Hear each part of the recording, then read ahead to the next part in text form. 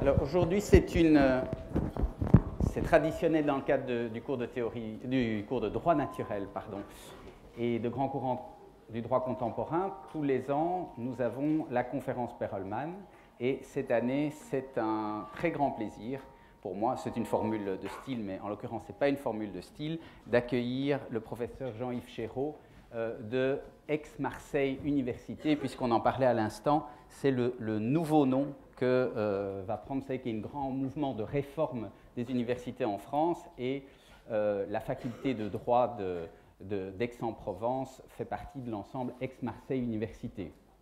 Alors, je vais vous présenter brièvement, pour lui laisser la parole, le professeur Chéreau, mais peut-être deux mots d'abord de la faculté de droit d'Aix-en-Provence. Donc, Jean-Yves Chéreau y enseigne le droit, c'est un agrégé de droit public, mais il est également le directeur du laboratoire de théorie du droit de l'université, et c'est également lui qui dirige tant au niveau du droit privé que du droit public, les masters en théorie du droit. Alors peut-être d'ailleurs certains d'entre vous iront-ils, si vous êtes intéressés par ces matières-là, vous pouvez aller faire une spécialisation à Aix-en-Provence. Il faut savoir que la faculté de droit d'Aix-en-Provence, c'est, je ne pense pas me tromper en disant que c'est la plus grosse faculté de droit de France, mis à part les facultés parisiennes,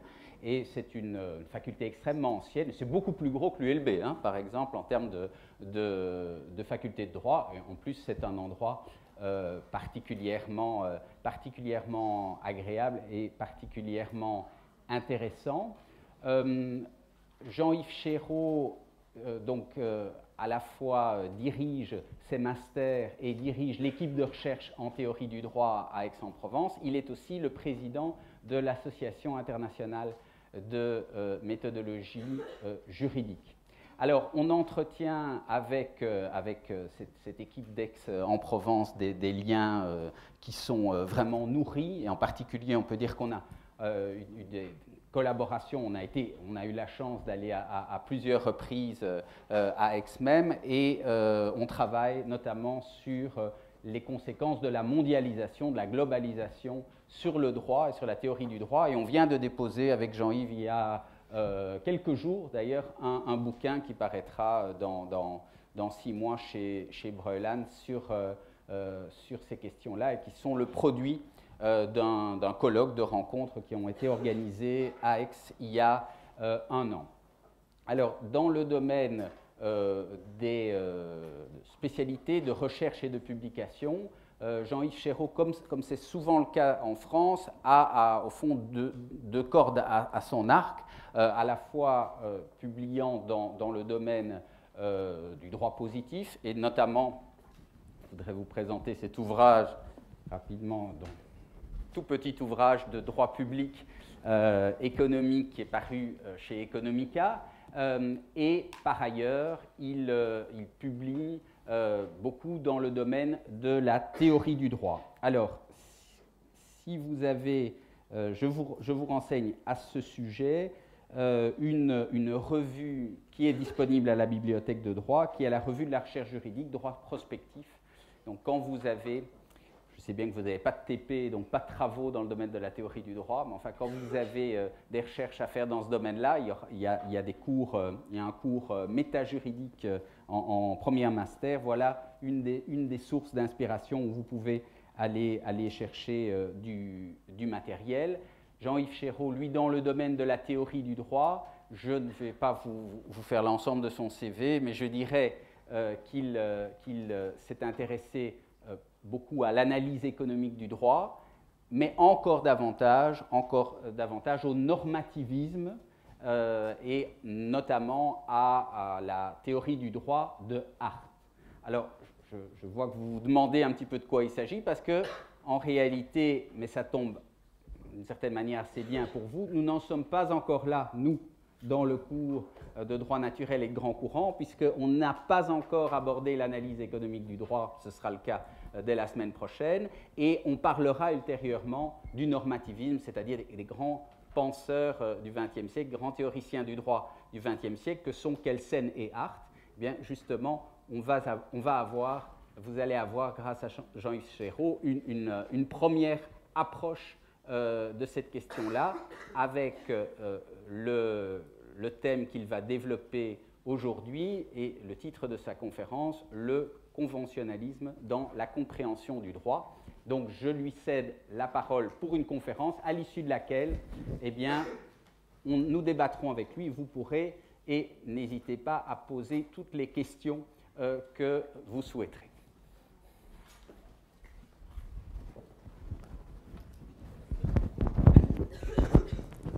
Alors voilà, Jean-Yves, je te cède et le micro et la parole.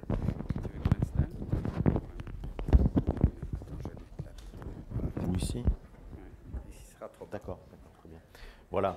Merci, merci à Benoît Friedman, professeur Benoît Friedman, de ces mots d'accueil. C'est ma première visite à l'ULB et je dois dire que je suis très, très heureux de me trouver ici pour beaucoup de raisons. D'abord parce que effectivement j'y retrouve donc à la fois Benoît Friedman mais aussi l'équipe du Centre Perelman, une partie de laquelle que je connais déjà et que l'autre partie que je ne connais pas, que je vais rencontrer ces jours-ci.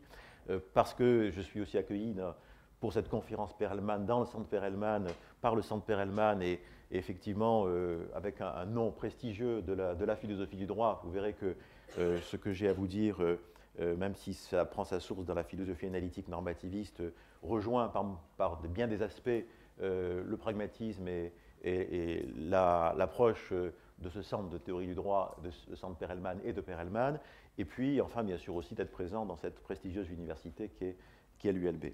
Alors mon intervention, je l'ai appris en même temps que vous, finalement anticipe sur l'enseignement que vous allez recevoir, notamment sur le normativisme, mais en particulier sur la pensée de ce philosophe du droit anglais très important du XXe siècle.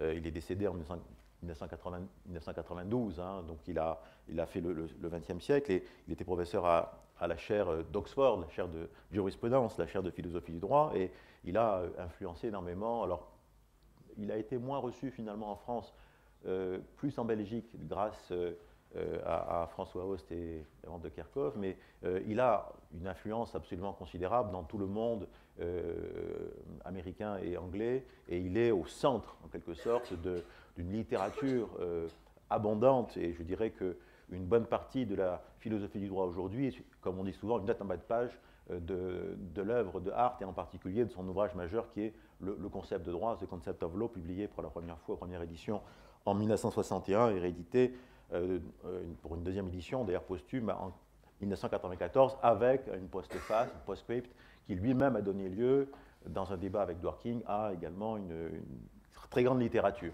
Donc, c'est aborder quelqu'un qui est au centre, hein, finalement. Alors bon, chacun trouve le centre où il veut, à vrai dire, mais enfin, qui est quand même, hein, pour beaucoup de gens, c'est au centre, et en même temps, je dirais même pour ceux qui ne sont pas positivistes, que Hart c'est un positiviste, pour ceux qui ne le sont pas, comme c'est un positiviste, comme il se dit même tempéré, finalement, je dirais, il enjambe d'autres champs, d'autres paradigmes, je dirais, philosophiques, et donc il intéresse finalement un très grand nombre de philosophes du droit, et donc par conséquent, il est extrêmement important de le connaître, d'en parler.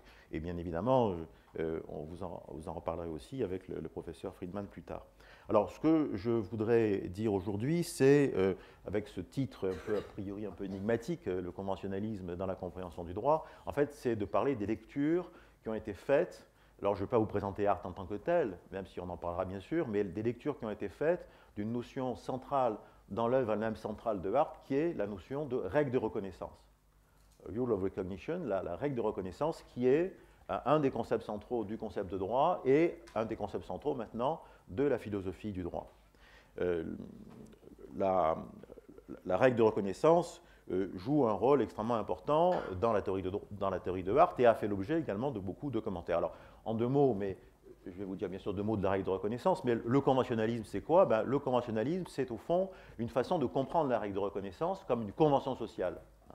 Alors, on verra qu'en réalité, il y a beaucoup de débats autour de ça, comme sur bien d'autres questions d'ailleurs, à propos de Hart, mais notamment effectivement sur le statut, sur la nature de cette règle de reconnaissance. Et en réalité, pour beaucoup, cette règle de reconnaissance est une convention sociale.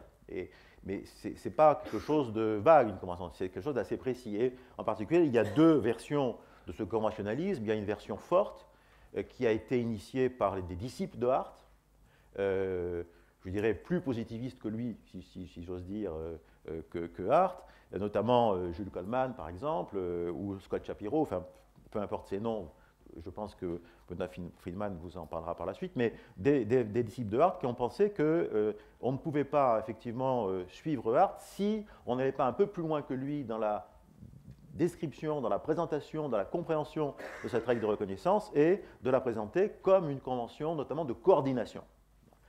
C'était pour eux la seule façon, finalement, de considérer que cette règle pouvait fonder réellement, en tant que norme sociale, la normativité du droit.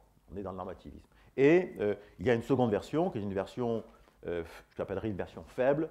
C'est des mots que j'emploie moi, qui ne sont pas utilisés normalement, enfin une version faible, où on admet effectivement que la règle de reconnaissance, bon, on verra pourquoi, bien sûr, c'est une norme sociale qui a un caractère ou des aspects conventionnels, mais que ces aspects conventionnels ne sont en rien l'élément finalement essentiel saisi par la règle de reconnaissance, que elle est une convention à titre finalement auxiliaire d'autres raisons, et que finalement la règle de reconnaissance est une expression d'une raison juridique beaucoup plus, je dirais, englobante, beaucoup plus riche que la vision conventionnaliste stricte, dure, forte, qui est celle des positivistes. Et c'est en réalité cette conception-là qui est celle de Hart, semble-t-il, même si c'est toujours pareil, on peut en discuter à l'infini, hein, et on en discute beaucoup, mais à la limite, peu importe, au fond, ce que Hart a pensé. De toute façon, ce qu'il a pensé est extrêmement important, mais en même temps, ce qu'on pense, nous, est aussi important. Et donc, à travers, effectivement, l'interprétation de sa pensée, on peut aussi projeter notre propre façon de concevoir le droit. Et on verra, donc, il y a une lecture faible, une lecture qui est une lecture qu'on peut faire à travers deux grands philosophes, d'ailleurs que Hart a fréquenté, notamment le premier des deux, notamment John Austin, philosophe du langage, de la philosophie du langage, un philosophe analytique, qui était d'ailleurs un contemporain de Hart à Oxford, qui a d'ailleurs travaillé avec Hart, enfin un séminaire en commun, et qui d'ailleurs qui a énormément apporté à Austin, et Hart en a aussi beaucoup bénéficié. Donc une lecture austinienne de la règle de reconnaissance et aussi une lecture grâce aussi à un autre philosophe analytique qui est Wittgenstein, qui est également un immense philosophe du XXe siècle, notamment dans la seconde partie de sa vie, il a publié un ouvrage absolument extraordinaire, traduit en français sous le nom de « Les recherches philosophiques », et qui également doit être utilisé, d'ailleurs Hart y fait référence, et on peut penser que la lecture de Wittgenstein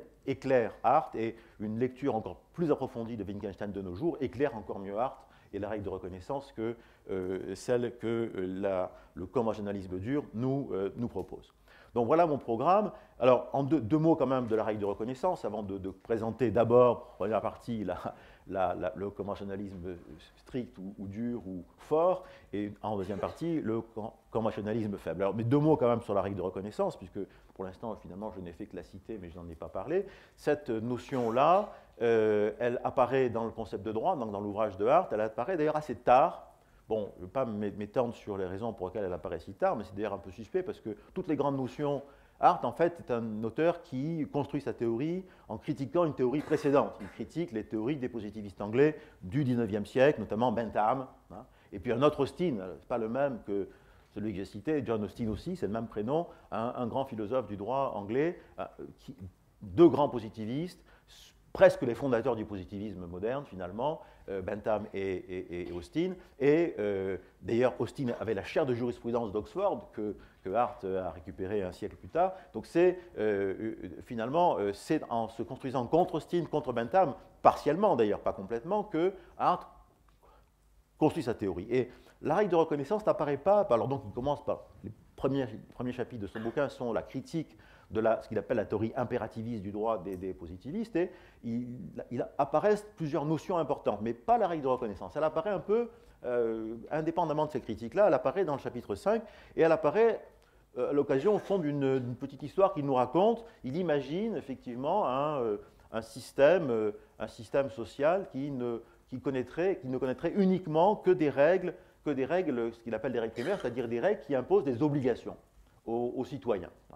Un système qui ne comporterait que ces types de règles. Des règles du type des règles de droit pénal, ou des règles du code de la route, ou des règles sur le droit de la responsabilité qui imposent des obligations. Et rien d'autre. Et il nous dit, ce système-là, ce serait un système qui ne pourrait fonctionner finalement que s'il y avait qu'un très petit groupe, parce qu'au fond, ce système-là ne pourrait fonctionner. Il n'y a pas de tribunaux, il n'y a pas de législateurs, c'est un système qui ne comporte que des règles primaires. Et donc, ce système-là ne pourrait fonctionner, dit-il, que dans un petit groupe, parce qu'il faudrait que, bien évidemment, il n'y a pas de tribunaux, donc il faudrait qu'on se surveille les uns les autres pour les faire respecter, donc il faudrait qu'on se connaisse, donc un petit groupe familial, d'une lignée, etc., où les gens pourraient se surveiller mutuellement, se critiquer mutuellement, se ramener à la raison si on déviait par rapport à ces règles, mais on ne pourrait pas imaginer qu'une grande société connaisse uniquement ce type de règles primaires. Et puis, par ailleurs, il y aurait aussi, par définition, un petit groupe qui ne serait pas soumis à un environnement instable, puisque, par définition, les règles ne pourraient pas changer, puisqu'il n'y a pas de législateur, ou alors elles changeraient très lentement, de façon coutumière, avec le temps. Donc, ça serait effectivement donc, un groupe qui ne pourrait pas être confronté à des changements permanents. Il faudrait qu'il soit sur un environnement très stable. Et puis, il faudrait également que, c'est l'autre idée, il fait également que ce groupe-là soit un groupe composé de gens qui regardent ces règles sociales comme des règles devant être suivies pour elles-mêmes, comme des guides de leur comportement, de leur conduite, et en aucun cas qui ne les regarderaient pas comme de simples régularités qui pourraient être suivies ou pas selon qu'on risque des sanctions ou pas. Des sanctions, il n'y en a pas. Donc par conséquent, il faudrait qu'ils les regardent, qu'ils les acceptent de façon interne en les regardant comme des guides, des raisons d'agir. Ça fait beaucoup d'exigences, et en particulier d'exigences qui ne pourraient être remplies que dans des petits groupes, comme il le dit. Et donc, si on sort, eh bien, il ajoute encore une dernière chose, et c'est presque le plus important pour la règle de reconnaissance, et dans ce groupe-là, bien sûr, si le système était composé de ces règles-là, alors on n'aurait pas non plus la possibilité de distinguer dans ces règles sociales, on ne pourrait pas dire elles sont juridiques ou elles sont morales. Au fond, qu'est-ce qui ferait dire qu'elles sont juridiques et pas des règles morales? Finalement, rien ne permettrait de dire, de reconnaître, on voit le mot qui apparaît, de reconnaître que c'était des règles de droit et pas des règles morales. Il n'y a pas de critères. Donc ce sont des règles, d'accord, elles font fonctionner la société, c'est peut-être un système juridique, mais qui ne se distingue en rien de la moralité. Et en réalité, il nous explique donc que si on sort de ce petit groupe dans un environnement très stable, on a besoin, donc par conséquent, de 3 types de règles, ce qu'il appelle les règles de changement, c'est-à-dire un législateur, pour parler vite, mais pas seulement, parce qu'il nous explique aussi que si on n'a pas, il y a des règles aussi de changement de droit privé. Faire un contrat, faire un testament, faire un mariage, il faut des règles qui créent du droit, donc des règles donc de changement au sens large, des règles d'adjudication, c'est-à-dire des juges et des règles qui régissent les conflits et les sanctions de ceux qui ne respecteraient pas les règles, et puis une règle de reconnaissance, justement la règle qui permet d'identifier dans l'ensemble des règles celles qui sont des règles de droit et celles qui n'en sont pas. Donc il nous dit on a besoin, pour qu'existe, c'est le mot qu'il vous devez retenir, pour qu'on reconnaisse l'existence d'un système juridique, qu'il y ait non seulement des règles primaires, mais ce qu'il va appeler des règles secondaires, qui produisent les règles primaires, c'est-à-dire règles de changement, règles d'adjudication et règles de reconnaissance.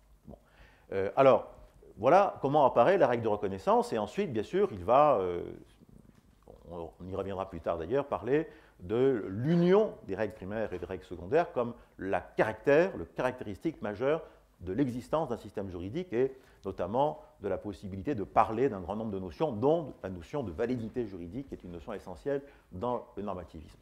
Alors, on reviendra sur cette... Alors, encore un point, cette règle de reconnaissance, elle a une fonction pratique, on verra plus tard la fonction conceptuelle qu'elle peut avoir, mais elle a une fonction pratique, c'est qu'elle permet de juger de la validité des règles primaires. C'est un point extrêmement important chez Hart.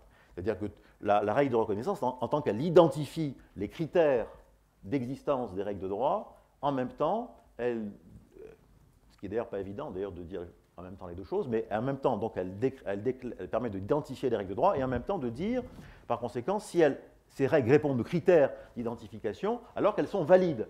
C'est-à-dire qu'elles existent en raison non pas de ce qu'elles sont effectivement appliquées par les citoyens. Le code de la route, par exemple, il y a un feu rouge, vous ne vous arrêtez pas, la règle existe quand même. Ce n'est pas parce qu'elle n'est pas exécuter, que les gens ne s'arrêtent pas au feu rouge, que la règle n'existe pas. Vous devez faire votre service militaire ou pas, mais maintenant on en fait de moins en moins, mais enfin, un exemple pris par Hart, on doit faire son service militaire, si les gens ne le font pas, l'obligation reste quand même là. Alors que, donc par conséquent, et cette obligation, elle vient d'où? Elle ne vient pas de ce que la règle est effective. L'effectivité de la règle n'est pas un critère de l'existence de la règle.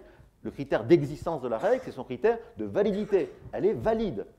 Et en vertu de quoi est-ce qu'elle est valide? Elle est valide parce que, précisément, elle est identifiée par la règle de reconnaissance et qu'elle est valide en vertu de la règle de reconnaissance. Donc, ça, c'est un point extrêmement important et donc, par conséquent, c'est le même rôle, d'ailleurs, que joue chez Kelsen la notion de norme fondamentale. Hein, toute règle existe. Les règles de droit sont l'expression, dit Kelsen, d'actes de volonté. Mais ces actes de volonté, finalement, ce n'est que la signification subjective du droit. La signification objective, c'est que ces actes de volonté sont valides en vertu d'une autre règle. Il y a toujours une règle qui valide une autre règle, jusqu'à remonter à une norme présupposée fondamentale qui valide l'ensemble du système. Donc ça, c'est la raison pratique de la règle de reconnaissance. C'est une règle qui permet de faire des jugements de validité et qui, dit-il, est toujours impliquée, même implicitement, même si on ne l'exprime pas, qui est toujours impliquée dans tous les jugements de validité. Il y a une différence fondamentale avec Kelsen, c'est que Kelsen, la norme fondamentale, c'est une norme fictive, elle est présupposée, c'est une hypothèse, c'est une fiction. Il y aurait un acte de volonté de quelqu'un qui n'existe pas, qui dit qu'il faut obéir à la Constitution. Bon, mais personne n'a jamais dit ça. Alors que la différence, la règle de reconnaissance, Hart nous dit que c'est une règle sociale. Elle existe, on peut la constater, on peut l'observer d'un point de vue extérieur, comme d'un point de vue interne de la part des juges. Voilà, donc on va y revenir, mais l'essentiel, enfin pas l'essentiel, mais en tout cas la présentation sommaire de la règle de reconnaissance. Donc j'en viens à l'interprétation de cette règle de reconnaissance dans le cas du conventionnalisme. C'est une convention sociale peut-être, mais alors soit on la présente comme une convention sociale forte, hein, soit comme une convention faible. Alors d'abord donc une convention sociale forte.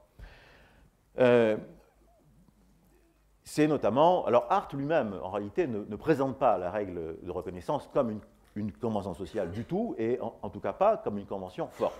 Mais d'où vient le problème? Alors, c'est que pour Hart, je reviens donc encore à Hart et à la règle de reconnaissance, cette règle de reconnaissance, on l'a compris, finalement, elle sert à des jugements de validité.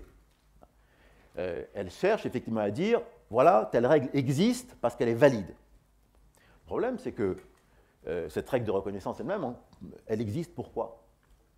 En vertu de quoi? C'est une règle. Donc elle devrait, elle aussi, être validée par une autre règle. Parce qu'en tant que règle, normalement, une règle n'existe que si elle est validée par une autre règle. Mais vous comprenez bien qu'on peut comme ça régresser à l'infini. On ne s'arrête jamais, parce que chaque fois qu'on aura une règle qui valide une règle, il faudra également la valider par rapport à une autre règle, et ainsi de suite. Donc il faut bien s'arrêter. Chez Kelsen, là, on s'arrête à la norme dite fondamentale. Et bien, précisément, chez Hart, on s'arrête à la règle de reconnaissance. La règle de reconnaissance elle-même n'a pas à être valide. La règle de reconnaissance, elle existe. Elle existe. Et c'est elle qui valide les autres règles. Elle existe et elle a l'avantage, dans la théorie de Hart, d'exister, et en plus d'exister vraiment, pas d'être simplement présupposée. À vrai dire, elle est aussi présupposée, parce qu'il faut forcément la présupposer, mais en même temps, elle existe, c'est une règle sociale. En quoi c'est une règle sociale? Eh bien, parce que, dit-il, la règle de reconnaissance, c'est tout simplement la pratique sociale des juges. Quand les juges appliquent le droit, les juges, plus généralement les officiels, les parlementaires, même les avocats, les lawyers, hein, bon, lorsqu'ils appliquent le droit, lorsqu'ils discutent d'arguments de droit, ben, ils pratiquent la règle de reconnaissance. C'est-à-dire, ils portent des jugements de validité. Vous dites, ce testament est valide, ce contrat est valide. Cet acte du maire de la ville de Bruxelles est valide. Et en vertu de quoi il est valide? Ben, il est valide en raison de ce qu'il appartient au droit. Et donc de ce qu'il appartient à un jugement de droit qui repose sur quoi? Eh bien, dit Hart, précisément sur cette règle sociale, cette norme sociale qui est une norme chez les juges qui consiste à dire, voilà ce qui est du droit. Le droit est ce qui est, en Angleterre, fait par le roi, fait en son parlement. C'est le critère, et c'est un critère qui vient d'où? Bien, c'est un critère social. C'est le critère utilisé par les juges pour reconnaître le droit. Donc, c'est la règle de reconnaissance, c'est une règle sociale, c'est une règle qui est partagée, c'est une règle qui est pratiquée, c'est une règle qui est acceptée, qui est enseignée, qui est, en quelque sorte, comme il le dit, reconnue d'un point de vue interne au juge. et qui, de ce fait, pour lui, parce qu'elle est reconnue du point de vue interne, est une véritable règle. Alors, elle est à la fois deux choses. C'est une règle sociale qu'on peut observer du point de vue externe, on la regarde de l'extérieur, c'est-à-dire quelqu'un qui ne serait pas membre de tel système juridique pourrait, de l'extérieur, dire « Ah oui, je constate que dans ce système juridique-là, moi je ne suis pas juge, je ne suis pas citoyen de ce système-là, mais je constate que cette règle existe. Je la vois, elle fonctionne, et je peux la décrire, je l'observe. » Et donc, par conséquent, ainsi, identifier un système juridique. Mais en même temps, du point de vue interne, du point de vue de ceux qui sont dans le système, du point de vue des juges, eh bien, cette règle, elle est non pas pratiquée comme, je dirais, une régularité, elle n'est pas pratiquée comme, elle est pratiquée d'un point de vue interne comme une règle. Ce n'est pas un fait social, c'est une règle. C'est-à-dire, on la suit. Cette règle donne des raisons. Elle fonde la normativité du droit. Sauf qu'il y a un problème. Et c'est là qu'intervient l'interprétation conventionnaliste de la règle de reconnaissance. Il y a un problème. Et le problème-là, vous pourriez même vous-même, je dirais, l'énoncer. À vrai dire, il y a deux problèmes. D'abord, comme disent les positivistes, dont élèves de Hart, ça ne suffit pas pour fonder le droit. Ça ne suffit pas, c'est trop faible. C'est trop faible, cette théorie de la règle de reconnaissance. Parce que le droit, son caractère, ce n'est pas d'être une norme comme les autres. Ce n'est pas une norme parmi d'autres. C'est une norme, il y a beaucoup de normes dans notre société. Par exemple, ici, une norme qui voudrait qu'on ne se lève pas pendant que le professeur fait cours. Mais, et encore, est-ce que c'est une vraie norme? On ne sait pas, mais sans doute c'est une norme coutumière. Mais si quelqu'un se lève pendant qu'un professeur fait cours, vous ne risquez pas l'emprisonnement, une amende, ni même de peine disciplinaire au sein de l'université. Bon, il n'y a pas de sanction. On devrait plutôt pas se lever, on dirait, on devrait plutôt pas se lever pendant qu'un professeur parle. Mais on devrait. On ne dit pas, vous devez. Ce n'est pas la même chose. Et en réalité, il n'y a pas un caractère, toutes les normes ne fondent pas d'autres normes obligatoires, ne créent pas des normes obligatoires, ne créent pas des obligations. Il y a des normes qui créent simplement des normes de courtoisie, par exemple, qui sont simplement, qui impliquent une normativité, mais qui n'impliquent pas les caractères du droit. Le droit a une normativité très particulière, qui implique son caractère impérieux, péremptoire et exclusif. Alors, je n'ai pas le temps d'énoncer ces trois termes, et en particulier celui d'exclusivité de la raison juridique, que notamment un auteur comme Raz a beaucoup développé, mais ce sont des raisons très particulières. Le droit doit donner des raisons impérieuses, péremptoires, obligatoires et exclusives. C'est ça la normativité juridique. Et on voit bien que la règle de reconnaissance, enfin on verra qu'en fait c'est plus compliqué que ça, mais que la règle de reconnaissance, a priori, ne répond pas pleinement à ces exigences, puisque cette règle de reconnaissance, elle ne fait qu'être, au fond, elle donne des raisons parce qu'elle est acceptée par les juges. Mais imaginez qu'elle ne soit plus acceptée par eux. Alors tout tombe. Je dirais, on voit bien effectivement que le caractère obligatoire est faiblement proposé. Et en particulier, on fait remarquer qu'il manque à cette règle de reconnaissance la possibilité d'expliquer le caractère obligatoire, le caractère impérieux, pour le moins, de la raison d'agir qui est celle des juges, que d'appliquer la règle de reconnaissance. Puisque ces juges-là, ils ont peut-être une raison d'agir, puisqu'ils acceptent la règle de reconnaissance, mais en même temps, cette raison, elle n'est pas obligatoire. Le point de vue interne ne suffit pas à fonder la raison obligatoire. C'est la raison pour laquelle les positivistes ont dit il faut aller plus loin, il faut charger la règle de reconnaissance, il faut la voir comme une convention sociale, et une convention sociale très dure. Et ils sont allés chercher une théorie, d'ailleurs, qui est postérieure à celle de Hart, puisque Hart ne connaissait pas cette théorie en 1961. C'est une théorie proposée par David Lewis en 1969, dans un ouvrage très considérable de philosophie sur les conventions. Convention of Philosophical Studies, publié à Harvard en 1969, dans lequel Lewis propose, d'ailleurs en réponse à un débat avec Quine, c'est un autre grand philosophe analytique du XXe siècle, sur la théorie du langage. Quine disait, grosso modo, le langage, on ne peut pas considérer que c'est une convention. Parce qu'on voit bien qu'on ne s'est pas mis d'accord pour créer de la grammaire et des mots. Donc le langage, ce n'est pas une convention. Et Lewis répond, oui, le langage, en fait, est conventionnel, parce qu'en réalité, Quine se trompe sur la notion de convention. Une convention, ce n'est pas un accord. Au contraire, une convention naît lorsqu'un accord est impossible. Comment? Bien, une convention naît lorsqu'il y a un problème de coordination et qu'on n'arrive pas à se mettre d'accord pour coordonner nos actions. Et à ce moment-là, apparaît pour résoudre ce problème une convention sociale qui justement existe parce qu'on n'a pas mis se mettre d'accord. Une convention qui émerge et qui, comme elle résout le problème de coordination, devient une raison impérieuse d'agir. L'exemple classique, c'est la circulation sur les routes, indépendamment d'un code de la route. S'il n'y a pas de code de la route, il faut se coordonner parce qu'il ne faut pas non plus avoir d'accident, donc il faut se coordonner sur les routes, rouler au moins à droite ou à gauche, mais se décider pour rouler à droite ou à gauche. Mais s'il n'y a pas de code de la route, qu'est-ce qu'on fait? Il y en a qui vont rouler à droite, d'autres qui vont rouler à gauche. Il faudra bien, si on est 3 millions à rouler sur les routes, on ne pourra pas trouver un accord, il y a des coûts de transaction considérables. Donc, eh bien, il faut, qu'est-ce qui va se passer? Eh bien, dit Lewis, il va se passer, comme pour le langage d'ailleurs, il va se passer que peu à peu, eh bien, il y a des gens qui vont rouler plus à droite qu'à gauche ou plus à gauche qu'à droite, hein, et puis il va y avoir, ou alors les nobles vont rouler plus à droite qu'à gauche et donc les autres font la même chose. Donc on finira finalement par avoir, parce qu'un petit groupe dominant fera quelque chose plus volontiers que d'autres, on ne sait pas, enfin il y aura l'émergence d'une convention, on roule à droite ou on roule à gauche, peu importe, une convention, hein. Le caractère un peu arbitraire du mot convention apparaît là, une convention qui, une fois qu'elle est établie, comme elle coordonne nos actions, eh bien, et strictement donne une raison impérieuse d'agir, une raison obligatoire d'agir. Et donc, Hart nous dit, mais voilà, enfin, Hart, non, Coleman, par exemple, Scott Shapiro nous disent, voilà, eh bien, la règle de reconnaissance, c'est une convention de coordination. C'est-à-dire, d'abord, le droit, effectivement, d'ailleurs, coordonne les actions, a pour fonction de coordonner les actions humaines. Donc, effectivement, on peut le comprendre, la règle de reconnaissance sert effectivement à coordonner, et donc, elle est née comme une convention sociale, et donc, elle doit la considérer comme telle, et par conséquent, elle donne ainsi, on comprend mieux que la règle de reconnaissance, en tant que convention de coordination, donne les raisons qui manquaient à la théorie de Hart, les raisons d'obéir au droit. Alors, bon, ce conventionnalisme fort est un conventionnalisme, alors c'est intéressant de voir qu'au passage, la critique dworkinienne de Hart, je n'ai pas le temps d'en dire deux mots, mais peut-être après, si on a de temps après les questions, mais la critique de Dworkin, c'est que Dworkin mène une critique très forte de, enfin vous savez ou pas encore, mais enfin vous saurez en tout cas qu'il y a un débat majeur en théorie du droit au XXe siècle, c'est le débat Hart-Dworkin.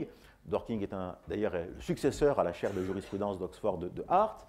Il est américain, mais enfin il a été recruté à Oxford, et il a aussi été un peu l'élève de Hart pendant ses études de droit à Oxford, mais Hart lui-même d'ailleurs a défendu sa candidature très fortement pour qu'il lui succède, parce que Dworkin est un philosophe et qu'Hart voulait qu'un philosophe lui succède et pas un juriste, hein, à la chaire de théorie du droit, et Dworkin en réalité, mais Hart le savait déjà quand il a défendu sa candidature, Dworkin en réalité n'est pas un positiviste et il a construit sa propre théorie contre Hart. Donc par conséquent, et parmi ses critiques, il y a une critique de la règle de reconnaissance, et quand il la critique comme une règle de convention, comme une convention de coordination. Hein. Il ne la comprend que comme ça, alors que Hart ne la présente pas comme ça. Mais enfin, Dworkin présente la thèse de Hart comme celle-là, et du coup, il a effectivement la part facile pour la critiquer, puisque précisément, elle est très critiquable, on va le dire dans un instant, cette théorie de la règle de reconnaissance comme ce que Hart appelle un consensus de convention. Un consensus de convention, parce que c'est comme ça qu'il résume magnifiquement, comme toujours il sait le faire, la théorie conventionnaliste de la règle de reconnaissance. La règle de reconnaissance serait fondée, dit Dworkin, sur un consensus de convention. Ça veut dire quoi? C'est-à-dire un consensus qui repose sur le fait que la règle donne une raison d'agir parce qu'elle est suivie par les autres, pas pour d'autres raisons, pas parce qu'elle est bonne, pas parce qu'elle repose sur des principes, pas parce qu'elle est morale, pas parce qu'elle est belle, mais parce qu'elle est suivie par les autres. Et on peut d'ailleurs, il suffit de dire ça pour qu'on comprenne bien que la règle de reconnaissance ne peut pas être, en tout cas si on parle du droit, ne peut pas être précisément cette convention arbitraire qu'on suit parce que les autres la suivent et uniquement parce que les autres la suivent. C'est impossible. Si en Angleterre on dit que le droit est défini par le fait que c'est le roi en son parlement qui décide du droit, ce n'est pas un choix arbitraire. On n'a pas tiré à pile ou face, il fallait une règle, quelle qu'elle soit. On voit bien que c'est absolument impossible de comprendre la règle de reconnaissance comme cela. Hein.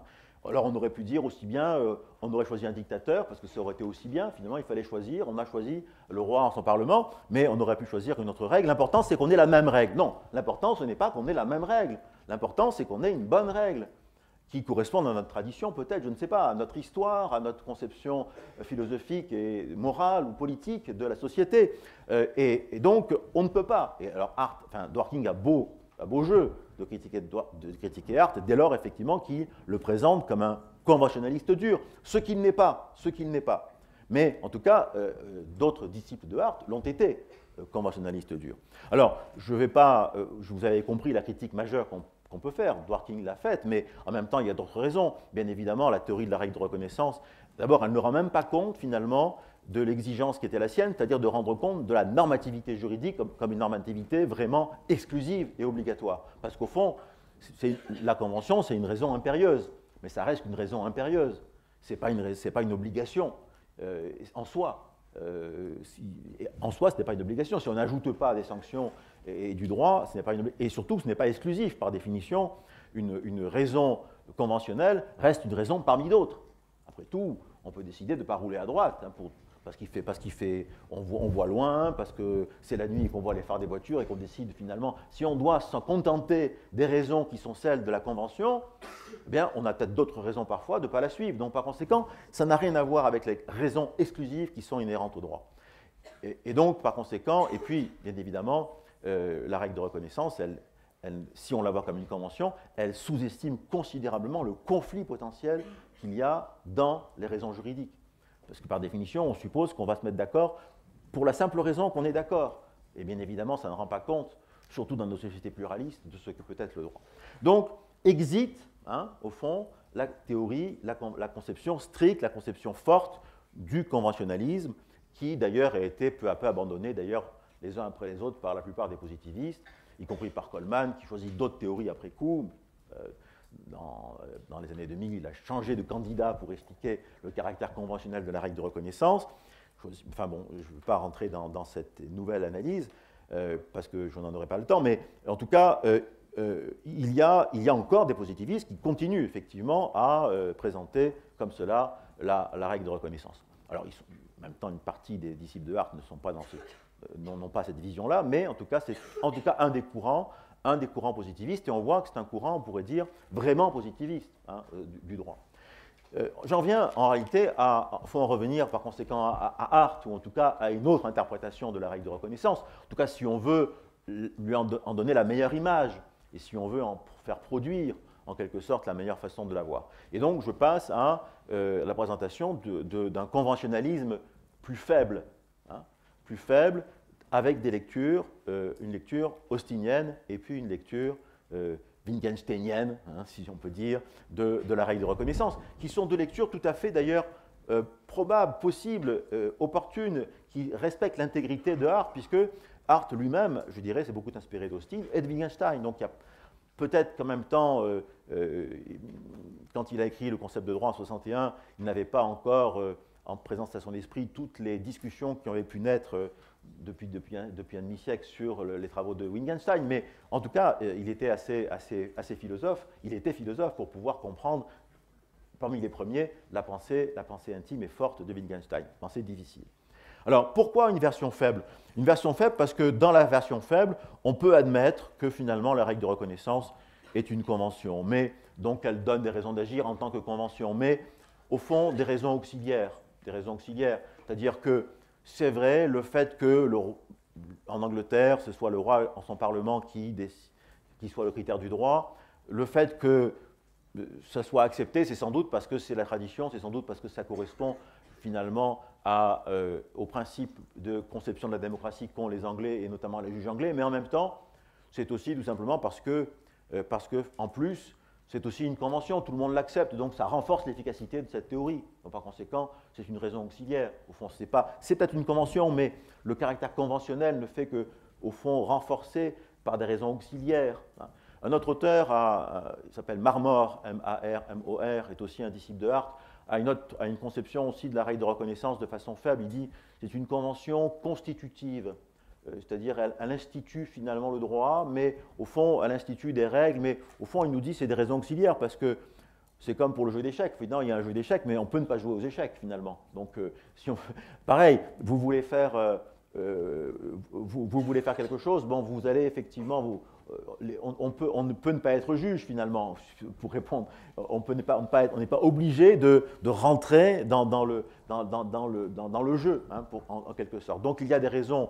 Il y a peut-être des raisons primaires, et puis il y a des raisons auxiliaires, et si on n'a pas des raisons primaires, les raisons auxiliaires ne valent rien. En réalité, il faut d'abord accepter le droit dans son principe, et à ce moment-là, dans un second temps, on voit effectivement que du fait que ce principe est peut-être partagé par la grande majorité, alors ça vient renforcer son efficacité, et c'est une raison de plus, par conséquent, de venir regarder cette règle de reconnaissance comme une raison d'agir. Mais en aucun cas, en tant que convention, en tant qu'elle est suivie par les autres, ça ne suffit pas pour donner cette raison que l'on recherche dans la raison juridique. Alors, deux lectures de cette seconde approche nous conduit à deux lectures intéressantes. La lecture, alors ce sont un petit peu là je viens peut-être à des travaux plus personnels, c'est-à-dire de lecture combinée de Hart et de Austin et puis et de Wittgenstein à la lumière d'autres philosophes qui parlent de Austin et de Wittgenstein. On ne trouve pas directement chez Hart ces observations-là, ni on les trouve parfois chez certains juristes qui ont travaillé sur Hart et qui ont pensé à faire référence à Wittgenstein, mais c'est un peu éparpillé. Donc je voudrais, ici, j'arrive sur un terrain de recherche plus personnelle en quelque sorte, mais bien évidemment dans un ensemble. Il n'y a jamais de recherche, vous savez, à l'université, les recherches par définition sont collectives. On est un nain sur les épaules de géants, on avance quelque chose de plus, mais en réalité, derrière, il y a eu, bien évidemment, on s'appuie sur un très grand nombre de considérations, de lectures, de pensées, de rencontres. Alors, une lecture austinienne, tout d'abord. Alors, le lien est évident entre Austin et Hart, évident, et il est extrêmement intéressant, beaucoup plus intéressant que ce qu'on a dit jusqu'à présent. Enfin, il fallait qu'on le dise, puisque de toute façon, c'est un élément fondamental, je dirais, ne serait-ce que pour pouvoir opposer deux points, et puis en même temps, parce que ça existe et que c'est extrêmement important dans la théorie du droit. Mais, au fond, Hart, je reviens à la distinction des règles primaires et des règles secondaires. Cette distinction, Hart l'avait faite bien avant le chapitre 5 dont j'ai parlé tout à l'heure. Il l'avait faite dès la critique de la théorie impérativiste en disant la théorie des positivistes anglais, c'est de dire le droit, c'est un ensemble d'ordres généraux, de commandements imposant des obligations aux citoyens. Et parmi les critiques, il y en avait une extrêmement importante, consistait à dire, mais ils oublient quelque chose de fondamental, c'est que le droit, ce n'est pas que des normes imposant des obligations aux citoyens. Le droit, c'est aussi des normes qui créent des possibilités, qui confèrent des pouvoirs, pour reprendre la formule même de Hart, qui confèrent des pouvoirs. Et ça peut être aussi bien d'ailleurs des règles de droit privé que de droit public. Faire un testament, faire un contrat, pour le faire, eh bien, on a besoin de règles pour le faire.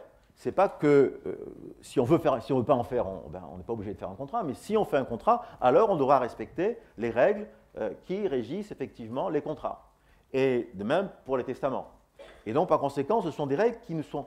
Et puis si, à la limite, vous vous trompez... Alors, ce sont des règles qui ne créent pas d'obligation, parce que nous dit Hart, puisque finalement, si vous échouez à faire votre contrat parce que votre contrat est nul, vous n'avez pas respecté les règles, ben, vous n'allez pas être sanctionné, votre contrat est nul.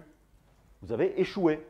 Vous avez échoué à faire votre contrat. Si vous avez effectivement voulu faire un testament et que vous ne respectez pas les règles sur le testament, votre testament sera nul. Mais ce n'est pas, en quelque sorte, une sanction, au sens où on l'entend normalement en théorie du droit. Et donc, par conséquent, ce sont des règles très différentes, les règles qui confèrent des pouvoirs et les règles qui créent des obligations, les règles du code de la route, les règles du droit de la responsabilité, d'un côté, les règles sur les contrats et les règles sur le testament, et de même les règles pour faire la loi. Faire une loi, il faut des règles pour faire une loi. Il y a des gens qui se lèvent dans une salle, d'autres qui restent assis, on compte les pour, on compte les contre, et on dit la loi est votée. Bon, comment est-ce qu'on le sait qu'elle est votée la loi? Parce qu'il y a des règles qui disent que ceux qui se lèvent votent oui, et que ceux qui restent assis votent non. Ou d'autres règles, peu importe, mais il y a des règles. Et au terme de ces règles, il y a des gens qui se lèvent, d'autres qui restent assis, une loi est votée. Pourquoi? Parce qu'il y a des règles qui permettent de comprendre cela. Et ces règles-là, ce n'est pas des règles qui créent des obligations. Ce sont des règles qui confèrent des pouvoirs, qui créent des possibilités. Et alors là, on est très directement dans la pensée d'Austin, parce que ces règles-là, ces règles qui confèrent des pouvoirs, ce sont des règles qui régissent ce qu'on appelle les performatifs. Austin, on vous en parlera, le professeur Benoît Friedman vous en parlera. Austin est un très grand philosophe. Avec ses performatifs, il est très proche des juristes. Qu'est-ce qu'il nous dit? Il nous dit il y a dans le langage des choses qui ne ressemblent pas à des énoncés constatatifs. Le langage n'est pas fait que de constatations. Et beaucoup de langages qui paraissent d'ailleurs être des constatations sont des langages qui ne sont pas des constatations. Quand je dis, alors les exemples de Austin, je baptise ce bateau Queen Elizabeth, j'ouvre la séance, je vous déclare mari et femme. C'est quoi? C'est faire, dit Austin, des choses avec des mots. C'est faire des choses avec des mots. Et pourquoi on fait des choses avec des mots? Parce qu'en réalité, il y a des règles qui vous permettent de le faire. Parce que je baptise le bateau Queen Elizabeth, si c'est n'importe qui va sur un port et qui casse une bouteille de champagne sur un bateau et qui déclare ce bateau Queen Elizabeth, il ne sera pas baptisé Queen Elizabeth. Il faut que cette personne ait l'autorité pour le faire, dans les circonstances particulières. Il faut par conséquent qu'il y ait des conditions de réussite. Autrement, l'acte sera nul, non avenu, inexistant. De même, effectivement, que dans la promesse, il y a également des conventions qui font effectivement qu'une promesse sera considérée comme valide. Donc, il y a faire des mots avec des choses, ou même en se levant et en restant assis dans une assemblée, c'est faire des choses avec rien, avec des gestes. Et on lève la main, on laisse la main baissée, on a voté une loi. On fait des choses avec des gestes ou avec des mots. Et on peut faire des choses avec des mots, avec des gestes, parce qu'il y a des conventions, parce qu'il y a des règles qui régissent effectivement la façon de faire ces choses et qui permettent de réussir. Et donc, quand Hart nous dit que le droit, c'est l'union de règles primaires et secondaires, il nous dit effectivement qu'il y a deux catégories très différentes de règles, et notamment parmi ces règles, les règles secondaires, notamment les règles qui permettent de faire des choses avec des mots, et qui permettent de faire quoi? Eh bien, du droit, parce que tout le droit, les règles primaires, c'est précisément ce qui a été fait avec les performatifs. Avec « je déclare la loi promulguée ». Il y a une loi. Et je lègue à mon frère ma montre. C'est l'exemple de Austin. Et la montre est propriété de mon frère. Bon. Parce qu'on a respecté les règles sur le testament, parce qu'on a respecté les règles de l'édiction de la loi. Donc on a effectivement des conventions. Alors, voilà le problème. Le mot apparaît, le mot convention. C'est Austin qui l'emploie. Ces règles de reconnaissance, c'est plutôt ces règles secondaires, ces règles qui gouvernent effectivement la façon de faire des choses avec des mots, il les appelle des conventions. Mais en même temps, il nous dit, oui, mais en même temps, on ne sait pas où ça commence, où ça finit les conventions. On ne sait pas. C'est en aucun cas une convention de coordination, en tout cas, pas du tout. C'est une convention, on a l'habitude, on a l'usage de faire comme ça. Et en réalité, on voit bien en réalité que cette convention, elle n'est pas simplement une question de convention, c'est-à-dire elle n'est pas arbitraire. Quand on pense aux règles sur le mariage, quand on pense aux règles sur le testament, quand on pense aux règles sur les contrats, vous pensez peut-être à du droit positif, c'est certain, c'est-à-dire à des règles posées, mais en même temps, vous pensez à une convention. Bon, il faut bien suivre des conventions, autrement on ne réussira pas à faire le contrat, on ne réussira pas à faire le testament. Mais on pense aussi quand même beaucoup à des considérations d'ordre anthropologique. Se marier, faire un testament, bon, ce n'est pas quelque chose, je dirais, de banal. Ce n'est pas conduire sa voiture sur la route. C'est beaucoup plus que cela. Et donc, ça implique peut-être d'autres considérations, d'autres raisons. Et la convention est là, mais elle n'est pas que conventionnelle. Il y a beaucoup plus que cela. Si j'avais le temps, je développerais un raisonnement complémentaire, mais je n'ai pas le temps et éventuellement on y reviendra si les questions se posent là-dessus. Donc, on voit bien, en réalité, je termine sur la règle de reconnaissance quand même, parce que je n'en ai pas encore parlé dans ce contexte-là, mais finalement, la règle de reconnaissance n'est rien d'autre à ce moment-là que l'acceptation de ces conventions-là, de ces règles secondaires, en tant qu'elles sont non pas seulement des conventions, mais en tant qu'elles sont beaucoup plus que des conventions, en tant qu'elles ont une dimension anthropologique, une dimension peut-être morale, le mot est lâché, et à condition de comprendre la morale peut-être d'une façon non pas juste naturaliste, mais d'une façon peut-être différente. Elle a effectivement, la règle de reconnaissance, c'est l'acceptation de ces conventions, mais l'acceptation pour des raisons qui ne sont pas conventionnelles, en tout cas au sens déjà entendu. Lecture maintenant wittgensteinienne. On vient de parler effectivement de ces conventions, en tant qu'usage, en tant que pratique. Alors, effectivement, on est amené, et j'en terminerai par là, on est amené à visiter Wittgenstein. On est amené à visiter Wittgenstein parce que c'est un extraordinaire philosophe, difficile d'ailleurs, extrêmement difficile à lire. Les recherches philosophiques, c'est un ouvrage en dialogue, un dialogue où n'apparaissent pas d'ailleurs nécessairement ceux qui parlent, et où on ne sait pas très bien à partir de quel moment Wittgenstein parle lui-même. Au fond, c'est un dialogue extrêmement difficile à suivre, mais plein de, je dirais, de richesse et donc plein d'interprétations possibles aussi. Alors, au fond, Wittgenstein nous dit, nous parle des conventions. Lui aussi, il nous dit, alors Wittgenstein, son idée majeure, c'est de dire les significations. Il parle beaucoup du langage, il parle des mathématiques, il ne parle pas du droit, à la différence d'Austin qui parle beaucoup du droit, hein, grâce au performatif. Mais enfin, il nous parle du langage. Mais Austin aussi parle du langage, puisque, encore une fois, faire des choses avec des mots, hein, c'est quelque chose qui parle du langage. Et donc, c'est intéressant, le droit, c'est du langage. Donc, quand Wittgenstein parle du langage, même s'il ne parle pas lui du droit, nous, on peut penser qu'il peut parler aussi du droit. Et il nous dit les significations, la signification, c'est l'usage. C'est l'usage. La signification est dans l'usage. Alors, ça peut paraître, au fond, une formule un peu simple, etc., mais ça a une très grande portée dans sa bouche. C'est l'usage. Et il ajoute aussi l'usage, au fond, parfois c'est une convention. Hein, une convention. Il emploie ce terme. Mais au fond, il ajoute et il précise qu'au fond, c'est aussi un usage, une convention, une pratique. Une pratique. Les significations sont dans nos pratiques. Et nos pratiques ne sont pas, dit-il, des consensus d'opinion, des conventions d'opinion, des accords dans les opinions. Ce sont des accords dans nos jugements. Et il ajoute parfois dans nos formes de vie. Dans nos formes de vie.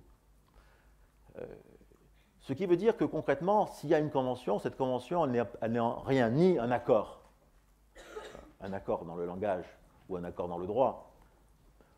Il n'y a jamais eu un accord pour créer du droit. Hein. On ne s'est pas réuni dans une assemblée pour dire, voilà, maintenant, peut-être le droit existe, etc. Bon, le droit a émergé, mais ce n'est pas un accord, donc, par conséquent, dans les opinions, mais c'est un accord dans les jugements. Mais ça veut dire quoi, un accord dans les jugements? Ça veut dire, précisément, dans nos appréciations, dans nos énoncés judicatifs, dans nos énoncés de jugement à propos de ce que nous devons faire à tel moment. Hein. Notamment, d'ailleurs, pour faire des choses avec des mots, parce qu'en fait, Wittgenstein parle beaucoup aussi, finalement, sans utiliser les mots, des performatifs. Nous devons faire des choses. Et en particulier, si nous devons faire des choses, nous avons l'obligation de respecter un certain nombre de choses pour réussir. Et nous devons réussir. Il y a une obligation de réussir chez lui. Et donc, par conséquent, il faut, parce que si nous faisons un contrat, nous devons réussir le contrat. Si j'achète une maison, je ne dois pas tromper celui qui me la vend. Je dois réussir cet achat. Et donc, je dois respecter des règles. Mais ces règles, d'où elles viennent? Bien, elles viennent de nos pratiques. Elles viennent de nos pratiques. Et c'est là qu'intervient d'ailleurs la notion de règle chez Wittgenstein. La notion de règle est une notion chez lui extrêmement difficile à comprendre, mais beaucoup ont compris ça de la façon suivante. Il distingue la notion de règle et la notion de suivre une règle. Suivre une règle, ce n'est pas tout à fait appliquer une règle, ce n'est pas tout à fait interpréter une règle. Suivre une règle, c'est au fond suivre une règle dans la pratique. C'est suivre une règle dans un cas particulier, dans une situation, dans un contexte particulier. Et c'est en aucun cas devoir se demander, dans ce contexte particulier, quelle est la règle qui existe, comment je dois l'interpréter. Simplement, c'est je fais quelque chose à un moment donné, et je le fais, et je le réussis, et ça n'a rien à voir avec, je dirais, la connaissance en soi des règles, ça n'a rien à voir avec l'interprétation d'une règle s'il y a une difficulté pour la comprendre. Une règle se comprend dans la pratique, à l'occasion d'un cas, dans un contexte particulier, et en général, on sait ce qu'on a à faire. On n'a pas besoin, finalement, de beaucoup réfléchir, on n'a pas besoin, au fond, il nous dit, savoir faire un beau son dans une trompette, quelqu'un qui est un musicien sait le faire, il n'a pas besoin de savoir comment les sons se produisent.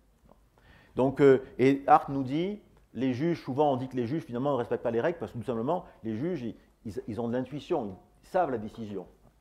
Mais en réalité, ils savent la décision, mais en même temps, ils appliquent une règle.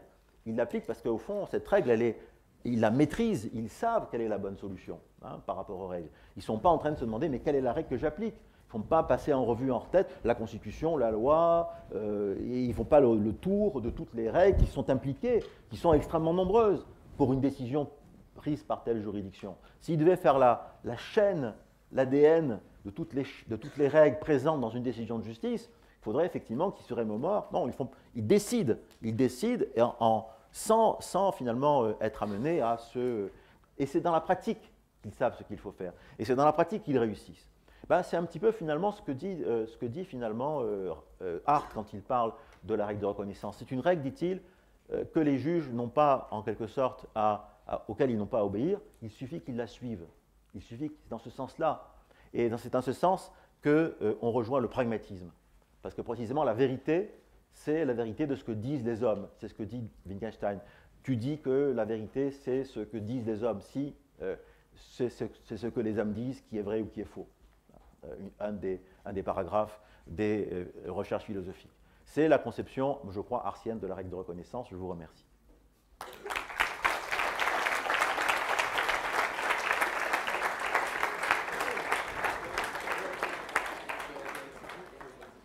Bien, c'est le temps des questions maintenant. Qui se lance pour une première question? Qui a envie de poser une première question ou objection ou intervention? Je chauffe un petit peu la salle en posant moi-même une première question. Garde-le, conserve-le, je vais... Vous m'entendez à l'intérieur, sans problème. Hein. Okay. Bien. La question est la suivante, elle ne va pas t'étonner, Jean-Yves.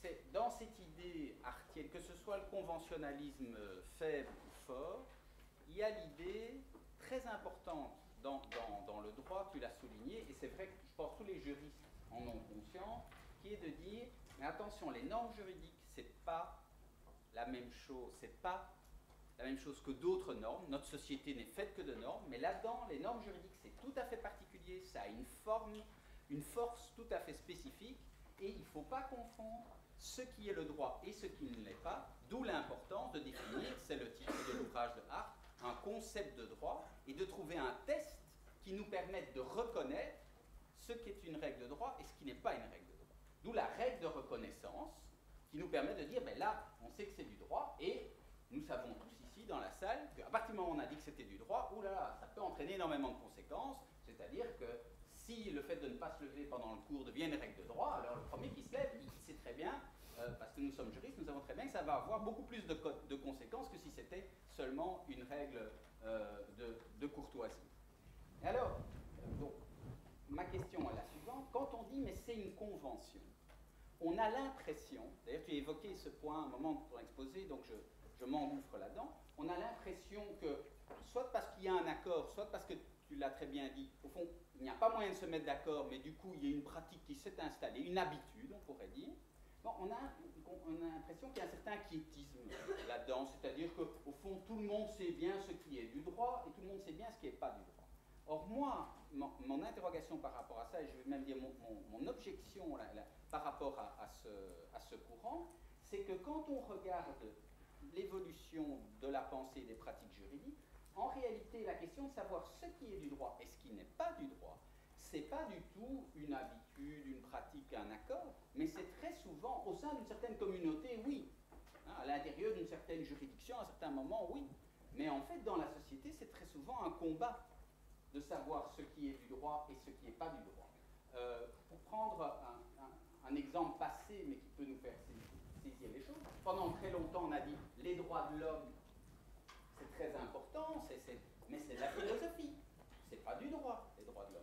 Et au fond, on est persuadé que c'est du droit seulement, en gros, depuis après la Deuxième Guerre mondiale, pour tout un tas de raisons à la fois historiques, politiques, et parce qu'on a créé un certain nombre d'instruments, parce que les conceptions ont évolué. Mais avant, il y avait un grand débat pour savoir si les droits de l'homme, c'était du droit ou pas. Or, c'est très important de savoir si c'est du droit ou pas. Parce qu'alors, violer les droits de l'homme, si c'est pas du droit, c'est comme se lever pendant le cours. Et si c'est du droit, alors il y a tout un tas d'autres conséquences qui arrivent. Pour régler la même chose, des principes généraux du droit, par exemple, par rapport à une pratique. Plus récemment, aujourd'hui, il y a tout des machins qui font leur apparition, qu'on appelle la soft law. Alors, hein, la soft law, c'est law, donc on a l'impression que c'est du droit, mais c'est soft, donc on a l'impression que c'est pas du droit. Et en réalité, le moment où on va décider que c'est du droit ou que c'est pas du droit, ça va en fait changer les choses, les comportements, la force, mais ça va aussi même changer la manière dont on considère le droit.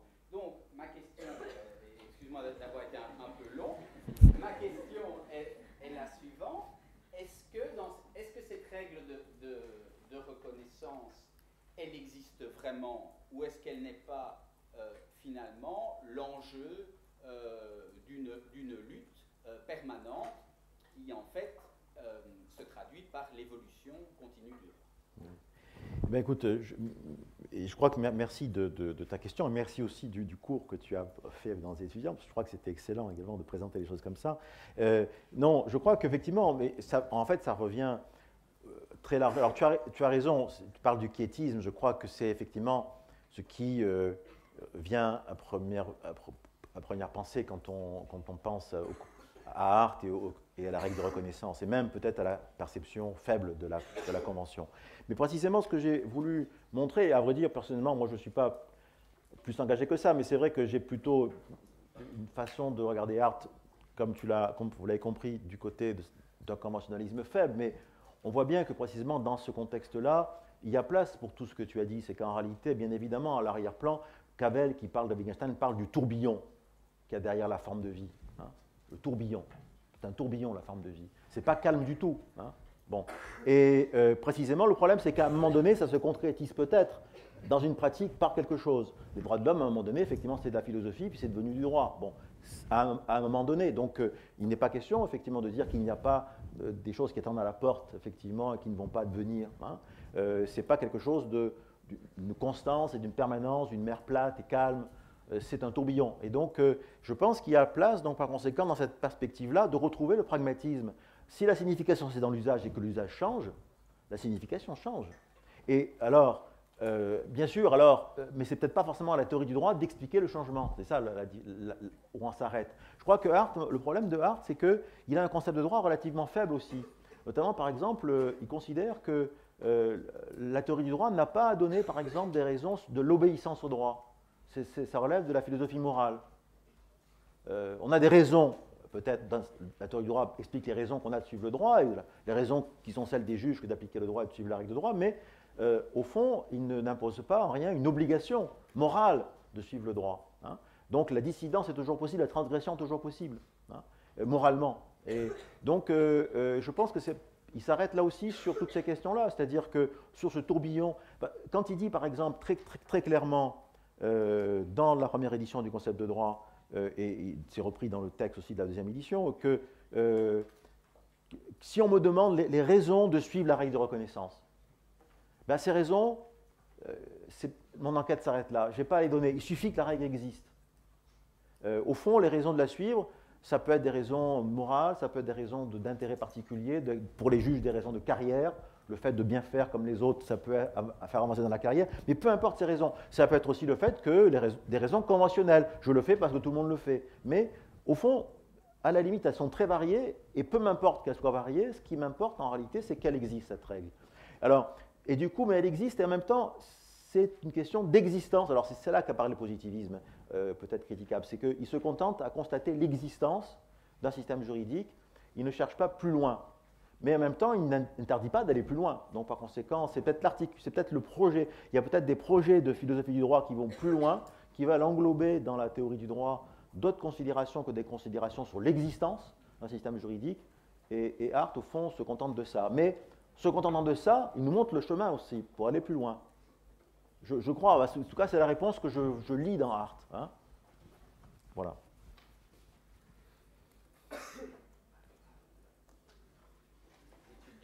Alors, comme... Oui. Est-ce que, comme vous n'avez pas de micro, est-ce que je peux vous demander de faire l'effort? Je sais que ce n'est pas naturel, mais de parler fort. Pour rebondir sur ce que M. Friedman a dit, moi j'ai un peu l'impression, par exemple, pour l'exemple des droits de l'homme, que cette règle de reconnaissance, alors ce serait parce qu'on a institué des institutions comme la Cour européenne des droits de l'homme, qui ont rendu ça obligatoire, alors que cette règle de reconnaissance, ce serait simplement d'institutionnaliser les règles. Oui, mais c'est-à-dire qu'en fait, elle a été rendue obligatoire, mais elle a été rendue obligatoire par un acte positif.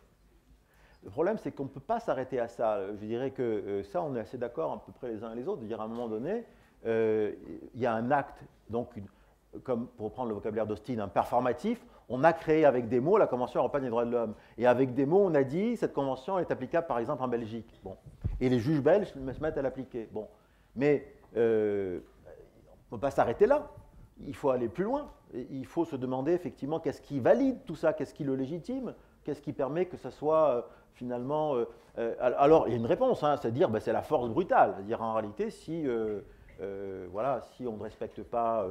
si on ne respecte pas ces règles-là, alors il y aura des sanctions. Mais en même temps, est-ce que les juges craignent des sanctions majeures si finalement ils déclaraient que la Convention européenne n'était pas d'effet direct, par exemple? Sans doute que pas. Et pendant très longtemps, ils ont déclaré, ils continuent par exemple à déclarer que, par exemple, la Convention de New York sur le droit des enfants n'est pas d'effet direct en France. En tout cas, c'est la position du Conseil d'État et de la Cour de cassation, sauf quelques articles. Bon, bah, au fond, il ne leur arrive rien. Je veux dire, puis demain, ils déclareront qu'elle est d'effet direct. Mais en réalité, on voit bien effectivement que quelque part, on ne peut pas se contenter de ramener le droit uniquement à la positivité du dernier acte posé par des hommes.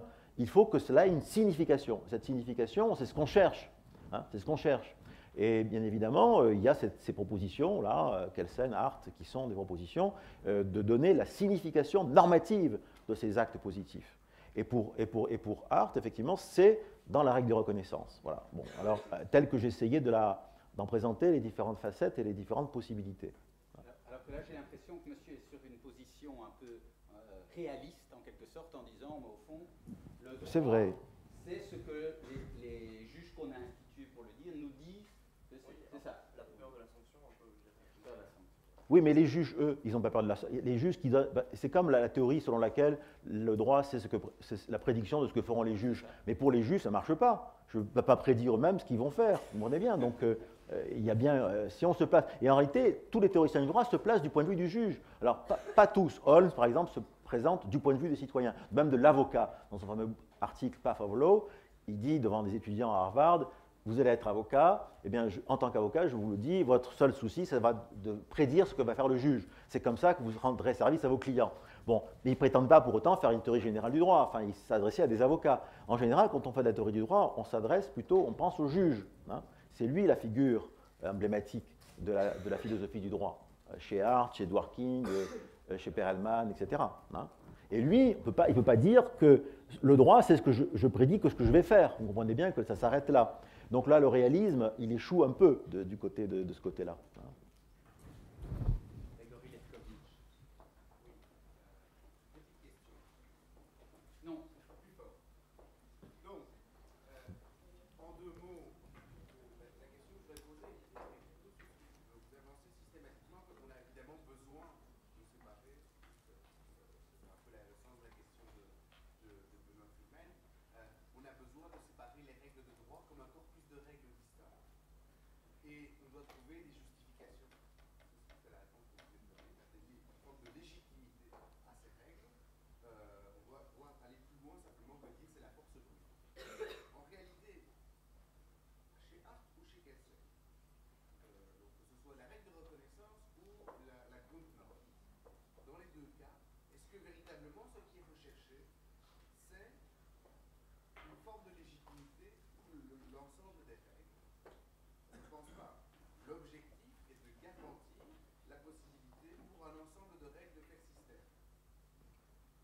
Et de pouvoir les reconnaître comme appartenant à un système de normes spécifiques par rapport à d'autres normes qui n'appartiennent pas au même système et qui ne sont donc pas au même titre des règles de droit. Et la question que je vous pose est de savoir dans quelle mesure est-ce vraiment absolument nécessaire. Je vais un petit peu plus loin.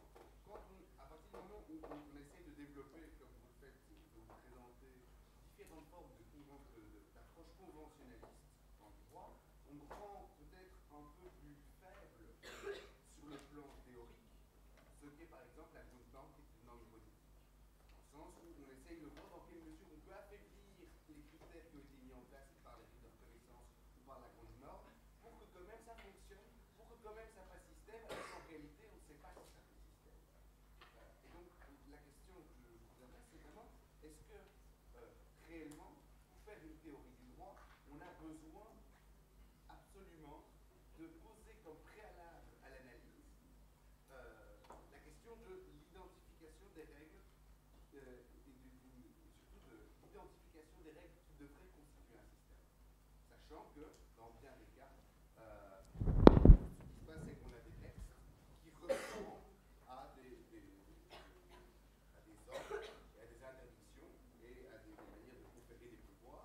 à un moment donné, sur base de ces règles, personne ne sait si elles sont vraiment juridiques ou pas, on va essayer de chercher si on ne peut pas faire intervenir un juge, qui doit d'ailleurs pas être nécessairement un juge, qui peut être un autre type d'acteur, qui peut décider qu'effectivement il va dire qu'on a le droit ou qu'on n'a pas le droit, et que c'est en fonction de ces éléments-là que concrètement on va se dire j'ai le droit ou je n'ai pas le droit. Oui. C'est-à-dire que je pense, enfin, bien sûr, c'est parmi les questions là, je dirais centrales en quelque sorte, mais bon, votre proposition, au fond, elle est à la fois réaliste. Hein, au fond, c'est d'ailleurs une position très intéressante aussi, parce qu'aussi bien Kelsen que Hart ne sont pas réalistes, hein, ils prennent au sérieux le langage normatif. Alors peut-être qu'effectivement, prenant au sérieux le langage normatif, au fond, ils prennent au sérieux des balivernes, parce que finalement, c'est ça, pour partie, peut-être pas entièrement, mais pour partie, dire j'ai un droit, ça veut dire quoi j'ai un droit? Ça n'existe pas. J'ai un droit, c'est l'approche de Bentham, il disait, ce sont des bêtises sur des échasses. Hein, le mot droit subjectif, ça n'existe pas. C'est de la métaphysique. Hein, c'est de la métaphysique. C'est bon, de la théologie peut-être même. Hein, bon, mais donc on perd son temps. Au contraire, constatons que dans telle société, il y a des gens qui croient ça, il y a des gens qui ont peur de ça, il y a des juges qui ont tel ou tel pouvoir, et tout ça fait que c'est du droit. Hein, et puis on appelle ça du droit. Et dès lors, effectivement, qu'il y a des sanctions organisées, par exemple, ce serait le critère peut-être ultime qu'on utilise parfois pour distinguer à la fin ce qui n'est pas du droit et ce qui est du droit. D'ailleurs, on en revient toujours à ça, quelle que soit finalement notre position initiale. Il faut bien effectivement en revenir aux conséquences du droit. Les conséquences du droit, elles sont particulières. Effectivement, d'ailleurs, c'est ce que dit aussi Dworkin, hein, les conséquences du droit, c'est qu'on vous met en prison, on prend votre vie, on prend vos biens, et donc c'est très sérieux. Hein, c'est très sérieux. Ce n'est pas une règle de courtoisie. Donc là, c'est une... Non. Donc, effectivement, au fond, on pourrait penser que c'est une approche philosophiquement qui s'appelle l'empirisme logique, hein, c'est ça, l'empirisme logique, qui consiste effectivement à considérer qu'il n'y a que le seul énoncé significatif sont des énoncés qui constatent. Les performatifs, ça n'existe pas, hein, en réalité. Il n'y a que des constats qui ont des conditions de vérité par rapport à des faits. Et donc le droit doit se construire sur un langage empirique, comme un langage scientifique, avec des énoncés théoriques qu'on peut confronter à des faits. C'est le projet d'Alferos, par exemple, hein, qui est un des grands philosophes du droit du XXe siècle, de l'école scandinave. Bon. C'est en France le projet d'Éric Millard, un de nos amis, c'est aussi pour partie le projet de Michel Tropper aussi. Enfin, c'est ça, c'est un projet réaliste. Et c'est vrai qu'on ne s'encombre plus à ce moment-là d'avoir à remonter à la règle de reconnaissance ou d'avoir remonté finalement à la norme fondamentale. C'est moins important. C'est un choix presque philosophique, je dirais ici. Hein. La question est de savoir ce qui rend mieux la compréhension du droit. Oui. Et ici, si je prolonge un peu la question de Grégory, on a l'impression que les normes ne sont pas juridiques ou non juridiques, elles le deviennent. Elles deviendraient juridiques parce que finalement, elles ressemblent petit à petit, elles circulent de plus en plus, elles sont tout d'un coup un juge les lie, etc. Ce que je trouve intéressant par rapport à Hart, c'est que c'est une conception qui est très fortement ancrée dans la common law. Bon, Hart est anglais, bien sûr, vous l'avez compris, beaucoup plus que dans notre idée. L'idée, c'est que le droit vient d'en haut, il y a une loi qui arrive, et tout d'un coup, ce qui n'était pas du tout une loi est devenu une loi, et si on ne la respecte pas, on va voir ce qu'on va voir. Alors que dans la common law, dans le terme même de common law, on a l'idée qu'il y a une pratique sociale, et que cette pratique sociale, elle est intéressante, elle s'institue de telle manière qu'à un moment, on va décider de la reconnaître et de la protéger. Et donc, dans cette idée de reconnaissance, où on va reconnaître certaines normes en les élevant à la dignité juridique, il y a quelque chose qui est profondément dans l'empirisme, et donc sur Grande-Bretagne, je veux dire, profondément dans la common law.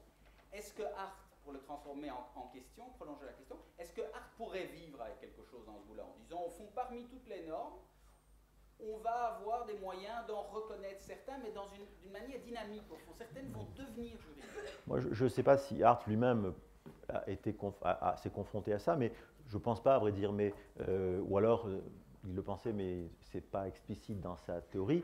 Moi, je pense en tout cas que c'est possible, disons, si on s'écarte de la pensée même de Hart, au fond, et son intention, mais au fond, on ne fait pas d'histoire de la pensée juridique ici, on laisse de côté. Je pense effectivement que la notion de règle de reconnaissance ouvre ces possibilités-là. Alors, elle les ouvre à la condition peut-être aussi d'élargir, je dirais, le concept de droit à autre chose que la référence à la sanction. Mais c'est vrai que Hart lui-même déjà a rompu avec la référence à la sanction comme le seul critère du droit, parce qu'il parle de ces règles qui confèrent des pouvoirs et qui par conséquent sont reconnues. Et donc, il y a là effectivement un jeu qu'il a déjà introduit je dirais, dans la reconnaissance, dans les critères de reconnaissance. Et donc, je pense que, je dirais, d'ailleurs je concluais par ça, un certain pragmatisme apparaît, parce qu'au fond, la signification du droit, elle est dans l'usage de ce qu'on appelle le droit, et de ce qu'on pratique comme du droit. Et alors bien sûr, il nous resterait toujours un critère, mais enfin, ce critère, il est aussi dans nos usages, dans notre pratique. Et c'est là qu'intervient peut-être ce sur quoi vous travaillez au sein de Perelman, et ce sur quoi on travaille aussi avec vous, du coup, à Aix aussi, c'est effectivement cette idée qu'on peut effectivement, tout en gardant peut-être l'idée de règles de reconnaissance, mais une autre idée aussi, les règles de reconnaissance, parce que je me suis aperçu, en travaillant cette conférence d'ailleurs, parce que je ne me suis pas jamais rendu compte de ça, que beaucoup de positivistes parlent des règles de reconnaissance, et pas de la règle de reconnaissance. Et donc, par conséquent, la possibilité, effectivement, à travers le pluriel, ici peut-être, et du pluriel qui reconnaît, encore une fois, on fait des choses avec des mots, mais bon, alors c'est vrai qu'on fait beaucoup de choses avec des mots qui ne sont pas du droit, hein, c'est pas parce qu'on fait quelque chose sur base de convention que c'est du droit, mais en même temps, parce que je bâtis ce bateau Queen Elizabeth, ce n'est pas du droit, mais il y a peut-être effectivement ici à trouver à ce moment-là ce que dans cette pratique, effectivement, est reconnu comme du droit, mais à partir de quoi? Quels sont les critères? Est-ce que c'est la sanction? Sans doute pas seulement. C'est là qu'intervient une recherche de critères, peut-être d'autres critères plus larges, plus variés, mais en réalité peut-être aussi tout simplement plus conformes à la réalité sociale et politique de notre temps. Parce qu'au fond, aussi bien chez Kelsen que chez Hart, il y a quand même cette idée, je dirais très bête, consistant à dire, de toute façon, à supposer qu'il y ait une règle de reconnaissance, qu'il y ait une norme fondamentale, qu'il y ait des juges, qu'il y ait des jugements de validité, il n'y a quand même pas de système juridique qui ne soit pas effectif. Et donc, la condition de l'effectivité, elle est toujours présente. Donc, si cette effectivité, elle prend une autre forme que la sanction, la présence de sanction, l'obéissance dans la crainte de sanction, si elle prend une autre forme, on pourrait peut-être élargir un peu, pousser un peu les murs. Hein. Moi, je suis assez d'accord pour ça. Je ne sais pas si je suis aussi d'accord que vous jusqu'au point où vous voulez aller peut-être. Parfois, on en a eu ce débat pendant le colloque de l'année dernière et dans l'ouvrage que nous publions ensemble. Mais c'est au fond un désaccord dans un accord plus général, finalement. Hein. C'est comme entre les socialistes et les écologistes. Voilà, voilà.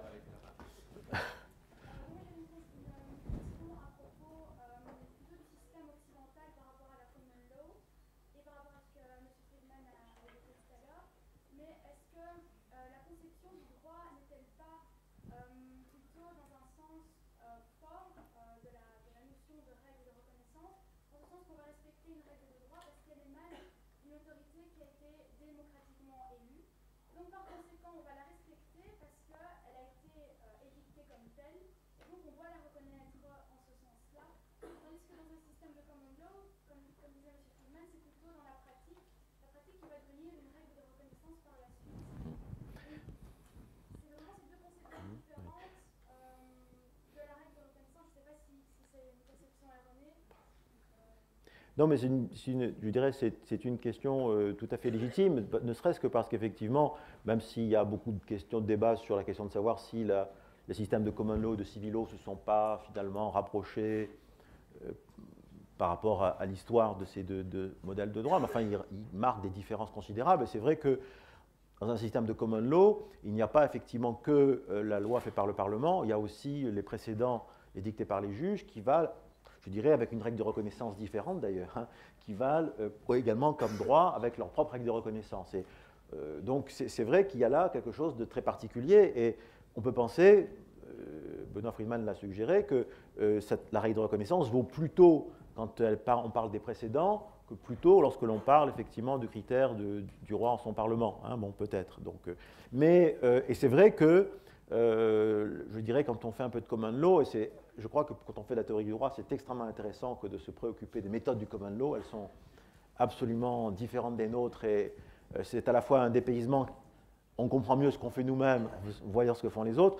C'est vrai que le raisonnement par analogie, par exemple, en common law, est tout à fait extraordinaire, tout à fait étonnant. On passe non pas de règle en règle, mais de fait en fait. Et on ne compare même pas deux faits entre eux par rapport à une règle. La notion de règle, finalement, on est près wittgensteinien, finalement. Au fond, on fait des petits pas. Le juge fait des petits pas. Hein. Il n'élargit pas en fonction de considérations très abstraites. On est dans un mode de raisonnement tellement différent d'une autre qu'on a même du mal, sauf à faire de la philosophie parfois, même à comprendre comment ça peut même fonctionner, hein, comment ça marche.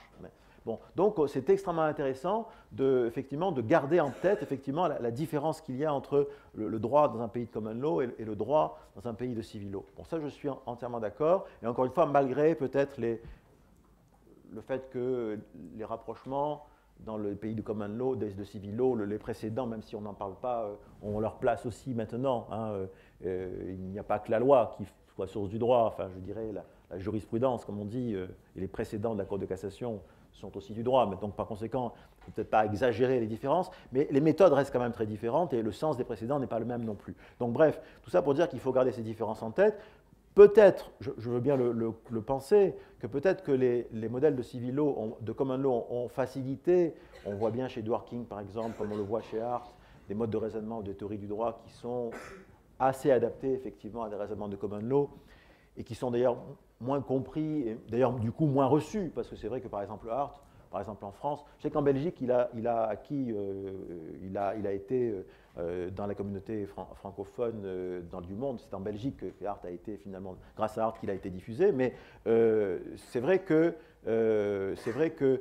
il y a mais je ne crois pas que pour autant, même si ces théories-là sont trouvées de naissance, si elles trouvent à s'appliquer peut-être spécialement bien dans les systèmes de common law, qu'au fond, elle n'est pas du tout de signification, d'intérêt, qu'elle n'éclaircisse pas aussi notre compréhension du droit dans nos systèmes de civil law. Je ne pense pas que ce soit des théories internes au système de common law.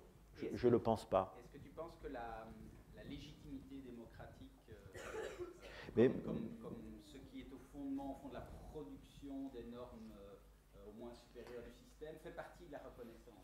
Oui, mais je pense en réalité que c'est vrai ça. En réalité, que si la règle de reconnaissance n'est pas simplement une convention qu'on respecte en tant qu'elle est conventionnelle, mais qu'on respecte pour d'autres raisons, il y a notamment cette raison de philosophie politique, que la règle respecte les principes de la démocratie. Alors, sachant d'ailleurs qu'il y a plusieurs principes de la démocratie, il y a plusieurs théories de la démocratie, donc il n'y a pas un principe, une philosophie de la démocratie. Donc, en même temps, ce n'est pas simplement en vertu. Comprenez, la théorie du droit n'est pas non plus une philosophie politique pure. Même si les raisons des juristes, les raisons du droit sont des raisons qui touchent à la philosophie politique, au fond, on ne pourrait pas dire, eh bien, puisque le droit a finalement un fondement dans la philosophie politique, puisque les raisons du droit sont des raisons de philosophie morale et de philosophie politique, et moi je veux bien l'admettre, alors abandonnons le droit et gardons la philosophie politique. Je crois que si on abandonnait le droit et qu'on gardait la philosophie politique, alors il y aurait encore beaucoup plus de conflits, de discussions qu'il y en a tout à l'heure que tu évoquais. Il y en aurait encore beaucoup plus parce que les discussions en philosophie morale et politique sont encore beaucoup plus, je dirais, ont des dimensions, une portée, un raffinement que, Dieu merci, on ne reconnaît pas en droit parce que ça doit être efficace et qu'il faut bien prendre des décisions. On comprenait la différence en droit, c'est qu'à un moment donné, il y a une décision qui doit être prise. Hein, prendre une décision. Et donc, le juge, il ne peut pas dire « Ah oui, mais je pense que peut-être… Ah oui, mais je ne sais pas, je ne sais pas, je suis sceptique. Est-ce qu'il y a une règle? Est-ce qu'il n'y en a pas ?» Il faut bien qu'il prenne une décision. À un moment donné, il prend une décision. Et il la prend, par conséquent, dans un contexte très particulier qui n'a rien à voir avec une discussion de salon ou une discussion de café du commerce ou une discussion d'une société savante en philosophie. C'est tout à fait différent. Même si cette discussion ressemble parfois à cette discussion-là, mais elle ressemble simplement sur certains aspects, simplement. Elle est encore très différente. Et il faut tenir compte aussi de cette différence-là. Et au fond, quand on parle de la règle de reconnaissance, on parle aussi de ces méthodes qui sont propres, je dirais, au fonctionnement du droit et qui doit se traduire par une décision rendue dans un délai donné et qui va envoyer quelqu'un en prison. Vous comprenez? Vous pouvez discuter en philosophie morale, vous n'envoyez personne en prison. Ça fait quand même une grosse différence. Hein. Ça fait une très très grosse différence. Et par conséquent, il est tout à fait important de chercher quand même à avoir des critères à peu près où on puisse être le plus souvent d'accord, où on puisse avoir un accord le plus large possible, où on puisse avoir des raisons qui se fondent peut-être parfois sur des précédents, parce que ça rassure souvent la sécurité juridique, c'est quand même un élément extrêmement important. On a fait ça comme ça, donc vous pouviez vous attendre à être sanctionné si vous vouliez ça. Donc, la raison, il y a une raison de plus d'appliquer la règle comme cela. Vous comprenez bien que c'est une raison, par exemple, en philosophie morale, l'argument d'autorité a très peu de poids. Dire on a pensé déjà cela, c'est par conséquent, il faut continuer à penser ça, c'est un argument très très faible. C'est un argument, mais c'est un argument très faible. En droit, c'est un argument très fort. Donc tout ça fait des différences. Donc il y a un lien sans doute entre la philosophie politique et la philosophie du droit, et le droit tout simplement, mais ce lien, je dirais, il n'est pas aussi en perfusion directe que vous pouviez le penser. Enfin, la démocratie par exemple, il y a 10 000 façons de penser la démocratie. Hein. Et les juges anglais, ils ont une conception unique, et parmi toutes ces conceptions-là, ils en ont une et ils la partagent. Ça fait quand même une différence, c'est la règle de reconnaissance. Hein? Y a-t-il d'autres questions? S'il n'y a pas d'autres questions, alors il est venu le temps de prononcer un performatif, et après avoir remercié vivement le professeur Chéreau d'être venu de Aix nous donner cette belle conférence, eh bien, je déclare la séance terminée. Et, vous pouvez vous lever maintenant seulement.